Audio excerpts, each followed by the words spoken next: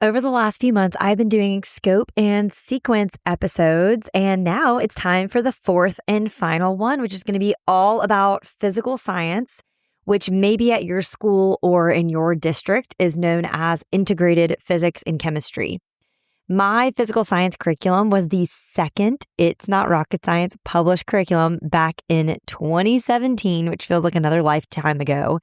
And so over the last year and a half, I have been revamping the entire thing. I am currently, at the time of recording this, working on the 9th and final unit. And then I'll do all of the supplementary resources like the exam pack and the pacing guide and stuff like that. But to celebrate, I was like, I just want to talk about this course and my personal scope and sequence. One, because we're going into a new school year. And so I know some of you are going to be teaching physical science or integrated physics and chemistry for the first time. So I want this to be timely in terms of helping you figure out how you're going to plan your course. But also just because I'm excited to talk about it because I have fallen in love with this course again through this revamp and rewrite. So as with past episodes on the other subjects, biology, chemistry, anatomy, those were episodes 209, 220, and 232. If you missed those, I'm hoping that this episode is going to be informative for two different bodies of people, two different audiences. One, anyone considering the It's Not Rocket Science physical science curriculum, which has over 400 5-star reviews on TBT, which is so exciting. Or also for anyone, like I said, who teaches this course or is about to start teaching it maybe this school year or next semester, if you're on a semester block, and you're trying to figure out what to cover, what to focus on, and how best to go about doing it. Because this really is a unique course, especially if you teach at an NGSS school. And I'll explain what I mean by that as we dive in. So let's get to it. This is Secondary Science Simplified, a podcast for secondary science teachers who want to engage their students and simplify their lives. I'm Rebecca Joyner from It's Not Rocket Science. As a high school science teacher turned curriculum writer, I am passionate about helping other science teachers love their jobs, serve their students, and do it all in only 40 hours a week. Are you ready to rock the time you spend in your classroom and actually have a life outside of it? You are in the right place, teacher friend. Let's get to today's episode.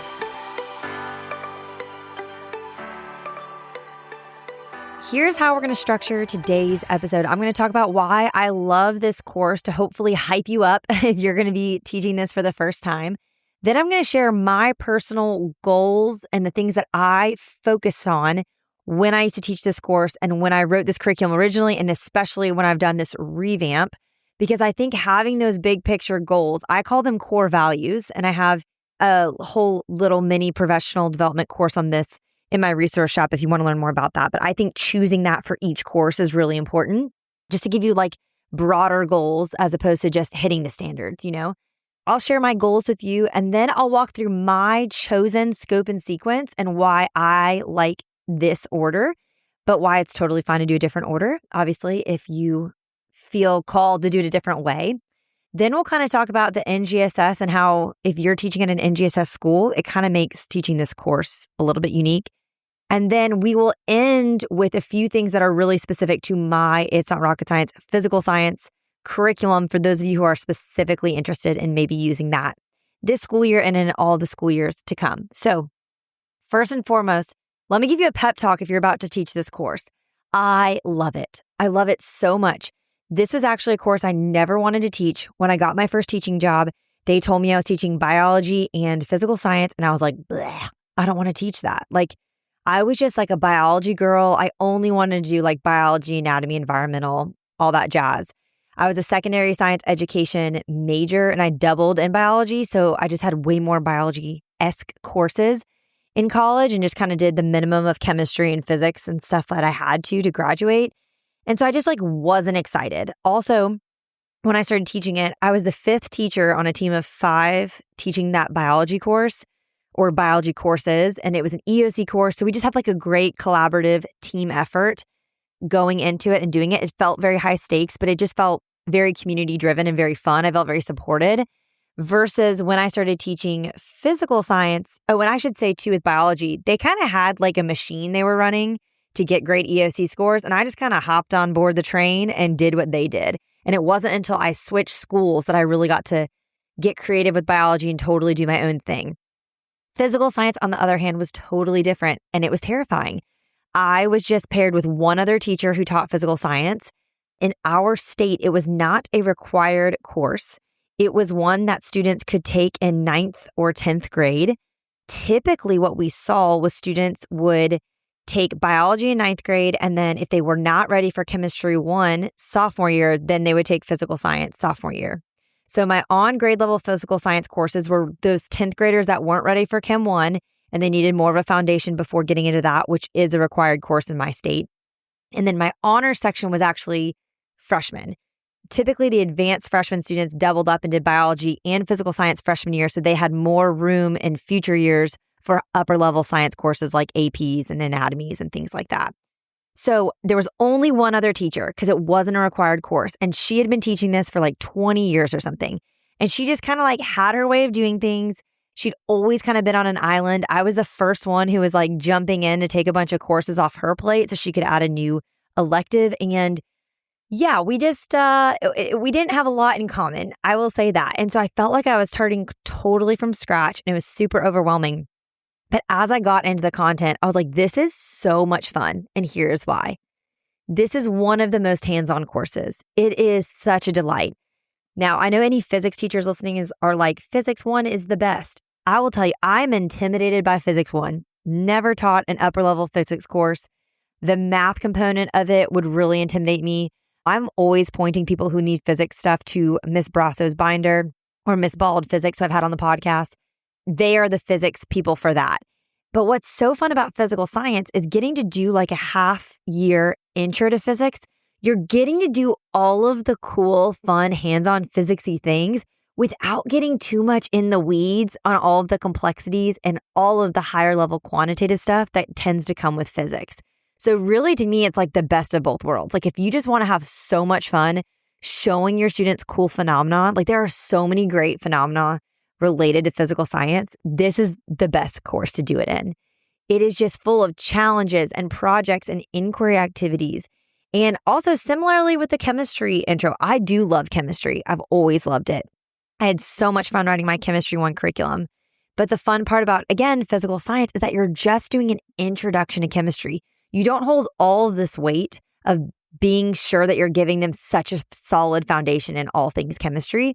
It's really like, let me just give you a good starting place here so that when you go on to take Chemistry 1, so much of this is familiar. So I just think there's a lot of freedom with this course to have fun with how you're teaching your students. And I like it because I feel like I'm able to take my time through some concepts that, like in Chemistry 1, I'm moving at a quicker pace through.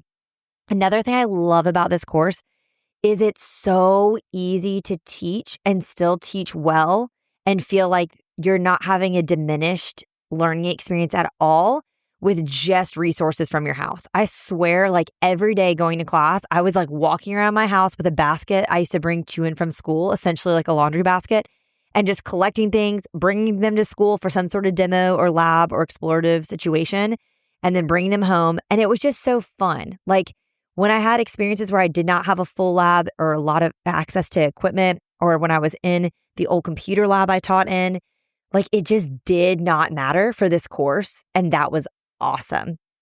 Another thing I'll say about this that's specific to It's Not Rocket Science is, y'all, when I started this revamp, I was like, it's going to take me 9 months, like 1 month per unit. I'm just going to like refresh the formatting. But y'all, I got in there and I was just so inspired and had so much fun with the revamp. I ended up making 40 brand new instructional resources. Actually, there's more than 40 at this point. I'm not even done with the 9th unit, but there's over 40 new instructional resources included in this revamp. That is how inspired I was. That is how many amazing hands-on resources you can do with this content. Like, it's just so fun. And I feel like with biology, there is a lot of content you have to explain to students. Of course, there's inquiry things you can do and all of that. But I just feel like physical science or IPC lends itself to inquiry and letting students really explore things before it's explained to them.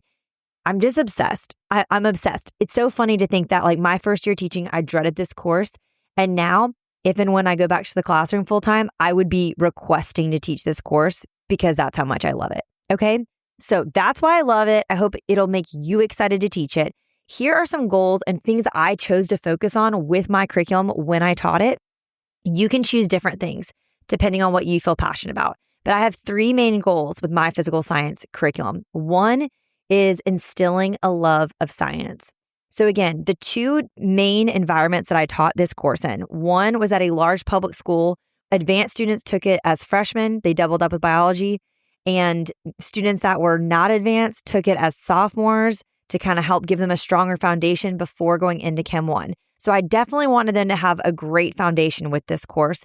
But then the other environment I taught this in was at a private school where a lot of high school classes were given to 8th graders.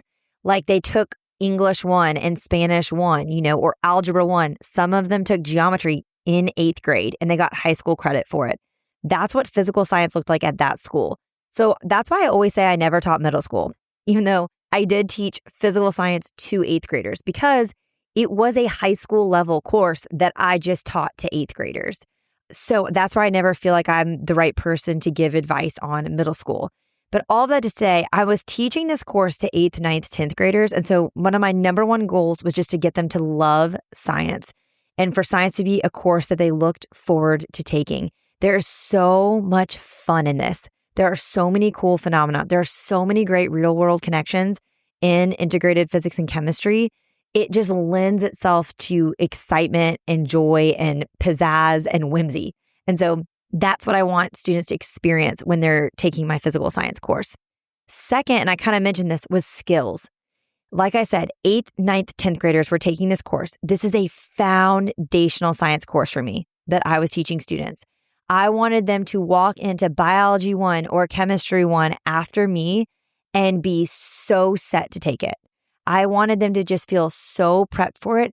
And I wanted them to understand how to do science. So not just to have like foundational knowledge, I wanted them to have like very good science skills in terms of critical thinking, in terms of using the resources and references given to them to apply to a situation to complete a skill, in terms of being able to analyze models and draw conclusions from them, to collect data, to do graphs. Like there's such great practice with all of these things, like essentially the SEPs of the NGSS, the science and engineering practices. This course lends itself perfectly. It is so easy to integrate SEPs if you're teaching physical science. So I wanted them to have those skills.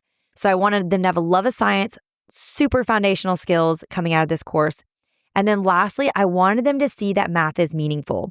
Now, this is a more controversial take. I know some people teach physical science entirely qualitatively. You've taken all of the math out, which is totally fine and your prerogative to do depending on where you're teaching. I just found especially, and this is what I really noticed when I taught it to 8th graders, my CP, my college prep, which is my on-grade level students, they were concurrently taking Algebra 1 while they were in my physical science class. The students in my honors physical science sections, they had already taken Algebra 1 and were in geometry.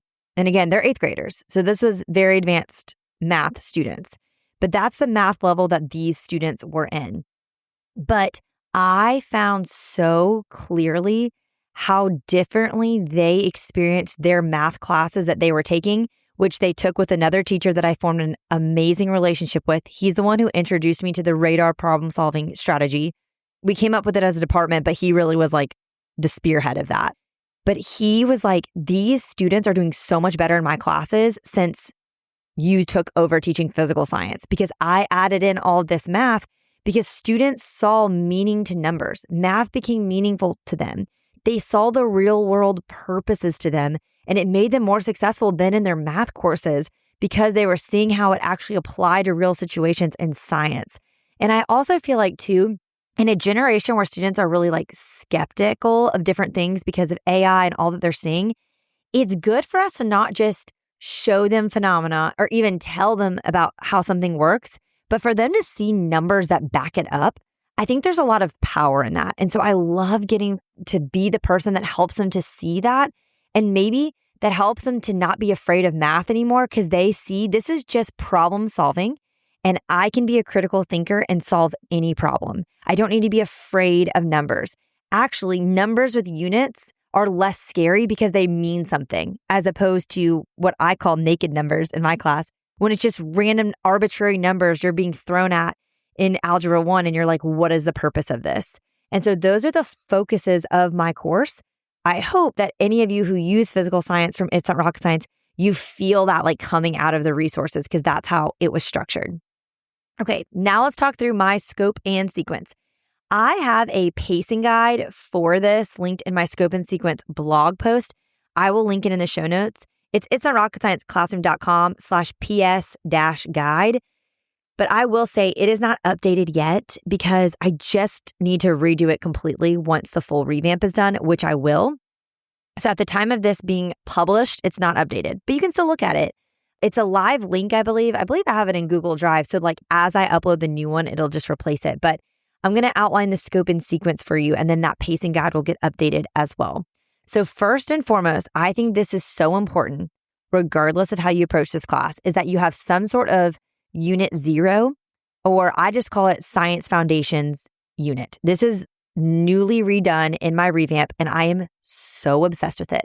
It is one of my favorite units I've ever written in my entire life because it is giving them, like I said, all of these foundational skills. You could honestly use this unit going into any class you really were teaching, science class. But I like it specifically for physical science because in biology and chemistry, I have some other foundational things I do in that first unit. But in this unit, we're covering everything. We're covering safety, equipment, measurement, temperature conversions, unit conversions, the nature of science, experimental design, the engineering and technological design process. Like this is all stuff for engineering. Essentially, like all of these SEPs are getting kind of introduced in this first unit. And then we're going to refer back to them over and over and over again in every other unit that we do. Also with my honor students, I cover sig figs, dimensional analysis, and scientific notation in this unit. That is some heavy hitting math that I don't do with my CP students, but I like the honor students to see it so that it's more familiar when they go on later to take Chemistry 1, most likely at an honors level. Now, after that foundational unit, it's choose your own adventure. If you want to go physics first, intro to physics, or intro to chemistry first, that is up to you. I will be perfectly honest and say that my curriculum and the way the units, the length of the units, it actually flows better if you do science foundation into the chemistry units, and then you end your first semester and do the physics units at the start of second semester, because the physics units are a little bit longer than the chemistry. There's motion and force, energy, electricity and magnetism, and waves, and there's just so much fun hands-on engineering projects and stuff like that. So it flows better if you do chemistry first. But I personally like to do physics first for a few reasons. First, it's that I just am obsessed, like I said, with all of like the engineering challenges and really fun hands-on things that we do in the physics units. So I really like to start my year off with that. Another reason is because my students traditionally had physical science with me, then biology, then chemistry. Then some of them would go on to take physics, but not all of them. So in my opinion, it was more important for that chemistry foundation to be in the spring, more closely tied to when they'd go on to take biology, where there's a lot more overlap of the content, than doing chemistry in the fall, then physics, then jumping to biology, then the next year. Like it just felt not as smooth as the transition for them. And so that's why another reason why I like to do physics first. Also, you might think it seems counterintuitive to do physics first, especially for the college prep students who are taking Algebra 1 for the first time. Like, okay, we should give them more Algebra 1 background before they're doing physics stuff. And that is true. That is very true. But I liked being the one who really taught them how to solve these algebraic equations with real scenarios like force equals mass times acceleration. And they learned kind of my way of processing how to do that before then they learned how to do it in math. And then they were more successful in math. So that's kind of a unique opinion that I have.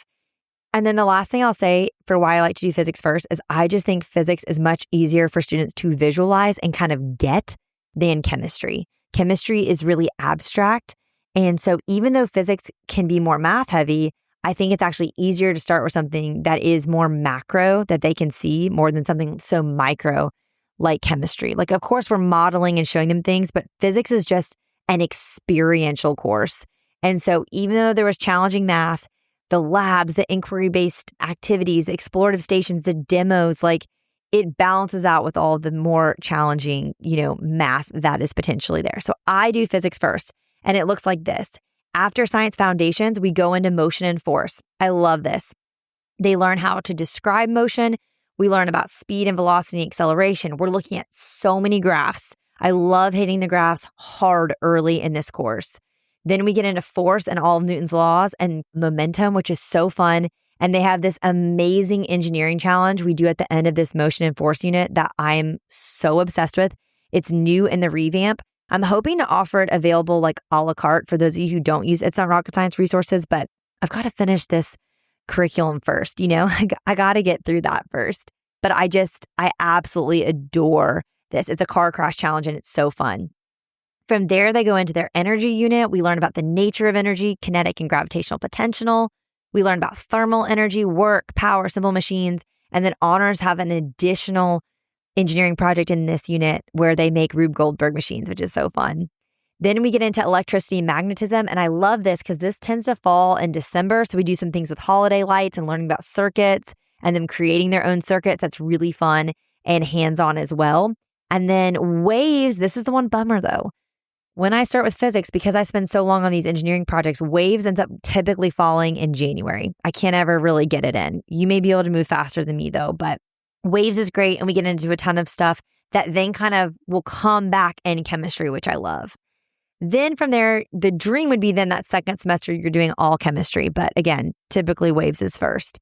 My chemistry sequence is matter, and we do classification, properties, conservation, states. Honors, I introduce gas laws conceptually, and as well as solutions, which I don't get into as much with CP. Then we get into atomic structure and looking at the periodic table and atomic theory. We circle back to talking about the electromagnetic spectrum and honors and connecting that to electrons a little bit. And we do a lot of modeling in the atomic structure unit, which I love. Then we get into bonding and why atoms bond for stability. And I do teach nomenclature, which some people think is insane. But again, I think this is one of those things where I give them a reference sheet and has so much supportive information on it. And it's really training them to apply information that they know to a specific scenario. They're not having to memorize all these rules. It's all on the reference sheet. I think that's a really good life skill for them to have. And I also think it's really helpful for them to have seen this before they take chemistry. And that's why also in our final reactions unit, we're balancing, we're classifying, we're talking about energy and reactions and a little bit of reaction kinetics. But I am teaching the balancing and classifying because, again, that's a skill I feel like they're going to do so much better with the second time around when they've already seen it. With honors and reactions, I also get into a little bit of intro in acids and bases and nuclear just because it's fun and the honor students tend to move at a little bit faster of a pace. But the nice thing is, again, you can do this in any order and you're going to refer back to things. Like if you do the chemistry first, then when you get to the energy unit in physics, you're going to refer back to all the ways you talked about energy and all of these different chemistry units. So the content is beautifully integrated and works really well either way. And so you can feel free to make the decision that's best for you and your students in terms of what sequence makes the most sense. Okay, the last thing I want to end on in this episode, I feel like I'm like Energizer Bunny, but I just want to talk about a few things that make It's Not Rocket Science physical science curriculum or integrated physics and chemistry curriculum unique in case it's something you're considering, or if you're feeling overwhelmed about teaching this for the first time and you need a little support. You can purchase a full curriculum. You can purchase just individual units. All of that is there for you, and I'll link that in the show notes. But the first thing I'll say is that it's just such a solid foundation for any sequence you choose for your course or the courses students take after yours. So again, like I said, you can go science foundations into chemistry, science foundations into physics. It doesn't matter. There's just flexibility there, which I think is really nice. Additionally, if your students take biology and then physical science and then chemistry, or physical science, then biology, then chemistry, like no matter what, as long as they're taking physical science as an 8th grader, a 9th grader, a 10th grader, this I think is the course for them. It's so foundational. I love it. it is not a substitute for a Chemistry 1 or a Physics 1 course. It just simply isn't. You don't have the time to do it justice because you have half the time for each of those subject areas, but it is such a phenomenal foundational course. Second is I am just obsessed with the hands-on resources included. They are so good. I mean, I'm so obsessed. All of them are used with easy to access, cheap supplies, so many things that you can find around your house. I'll link in the show notes the supplies spreadsheet I have for everything you need for any of the labs. You can see how much is reused in multiple units. You can see how much is a consumable versus a non-consumable. So something you'd have to buy year after year versus be able to reuse. And you'll just see how little is actually needed that's hardcore lab equipment. Like we make it work with very little and still have such great learning experiences. There are so many inquiry activities, mini labs, full labs, inquiry investigations, lab stations. Like there is so much here. I feel like the first time I wrote this curriculum, I was obsessed with lab stations. So almost every unit has some sort of stations activity. Those are still there and have been revamped. But this time around, I was really obsessed with guided inquiry learning activities. That's something I've fallen in love with writing since the chemistry curriculum. And so there are a lot of those too. So you're getting, if you want inquiry-based teaching and you need support in that, like this is the curriculum for you. I am walking your hand through how to do that in a way that your students are successful and it's not just totally open-ended and they don't have any scaffolding or know how to figure things out. In addition, if you're new to teaching this course, there are so many setup pictures and videos of me explaining and demonstrating the labs and things like that in this curriculum. Like you will have the support you need in addition to very detailed answer keys like we find in all It's Not Rocket Science curricula. But the videos and pics are something I spent a ton of time doing in this revamp, and I think they're going to really help you. Another thing I love about this curriculum is just the consistency with other It's Not Rocket Science subject areas. I kind of felt like when I wrote biology and then I wrote physical science and I wrote anatomy, like it kind of took me a little bit to get my groove in terms of style and organization. And so that's why after I wrote anatomy in 2019, back in 2020, I revamped biology. And then from there, I wrote chemistry. And so physical science for a while just kind of had a different style because it was one of my original ones. It wasn't the same level. It didn't have the inquiry, it didn't have all the SCPs. It didn't even just have the formatting of my other three curricula. And so I'm so grateful I've taken the last year and a half to revamp this because now it's so consistent and the organization, everything about how it looks, like it's gonna feel so familiar to you and comfortable if you're diving into this subject and you already use other It's Not Rocket Science subjects. In addition, for your students, like if you teach physical science and chemistry and you use It's Not Rocket Science physical science and It's Not Rocket Science chemistry, it's going to work so well for you. Again, I taught at a private school for several years where I would have the same students year after year after year. So I can promise you that even though physical science is half intro to chemistry, it is not the same instructional resources as the chemistry curriculum. Pretty much the only one that overlaps is the fudge lab just because it's so fun and the kids want to do it more than once. But even that, the chemistry students have a harder one and they have extra ingredients when they do the fudge lab. But it's so great in terms of the consistency of saying like, when I'm teaching students in physical science how to name and write chemical formulas for ionic compounds, then when they see that again 1 to 2 years later in chemistry, it's the same wording. It's the same step-by-step process. So there's consistency there that's going to help them be successful as well. Same with other skills like dimensional analysis or sig figs or balancing chemical reactions. We're using the same formatting in terms of like a picket fence or whatever. And so that consistency is going to really help them. Another thing I love about It's Not Rocket Science, all of my curricula is just the meeting of so many different needs in terms of student levels and ability. All my curricula come with CP and honors resources. The CP for physical science has less math. On top of that, there are filled in notes, fill in the blank notes, totally blank Cornell note outlines. There's digital versions, there's printable paper. And then there's also these differentiation guides, which are so amazing that have 20 plus pages for each different curricula with further ways you can down level the on grade level resources to make them simpler and up level the honors to make them even more advanced. So there's just so much differentiation support while still being so much consistency between CP and honors that you're going to feel like you can manage those different levels really well, especially if you have them at the same time. Okay, 3 more things I'm obsessed with because I just can't stop because I love it so much is one is just having the science and engineering practices on lock. Like if you've ever wondered, am I covering the NGSS SEPs well? If you're using It's Not Rocket Science curriculum, but especially this physical science one, I promise you, your students are going to have such a great foundation in the SEPs. I have a chart it's like a digital sticky note chart on my background of my desktop, and it is the SEPs on it. And every time I write an instructional resource, I'm looking at that and making sure to incorporate SEPs in every single one. And so you can just know that your students are going to have such great skill foundation with this course. Another thing I love is the standards coverage. All of the middle school physical science in GSS are covered and a bunch of high school ones. 1-7, 2-1, 2-3, 2-5, 2-6, 3-3, 3-5, and all of HSPS 4 are covered in some capacity.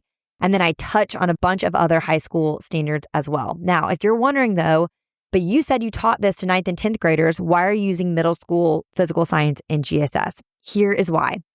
The NGSS do not separate the standards out to be like, hey, here's what you use for chemistry 1. Here's what you use for physics 1.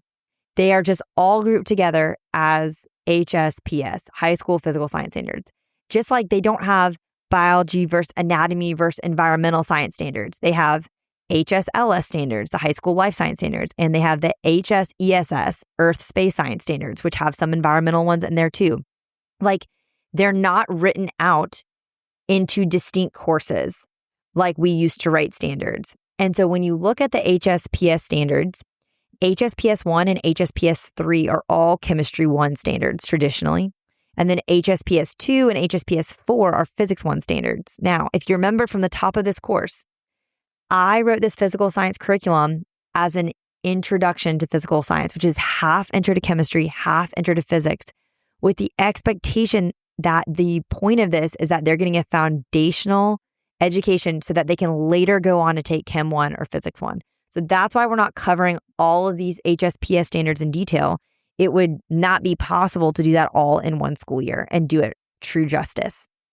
And then the last thing I'll say that I love about this curriculum, but it applies to all It's Not Rocket Science, is that you get free updates for life.